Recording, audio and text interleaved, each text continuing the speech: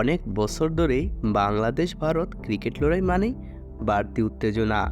Bangladesh cricket দল ভারতকে মাঝে মধ্যে হারিয়ে দেওয়াতেই এই উত্তেজনার সৃষ্টি হয়েছে। আইসিসি চ্যাম্পিয়ন্স ট্রফিতেও তার রেশ পাওয়া যাচ্ছে।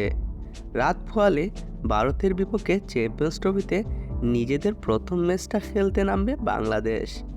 আজ বাংলাদেশ অধিনায়ক নাজমুল হোসেন শান্ত বললেন, আমরা প্রস্তুত।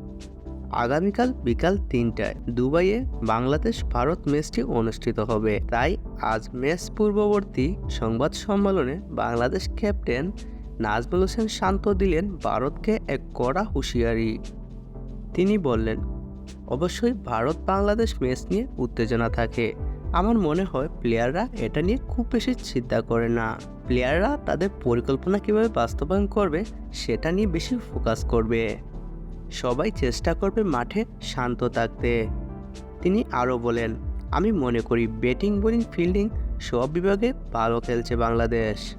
প্রতিপক্ষ যত বড়ই হোক না কেন, আমরা যদি পরিকল্পনা মাফিক খেলতে পারি তাহলে অবশ্যই জিতবে বাংলাদেশ।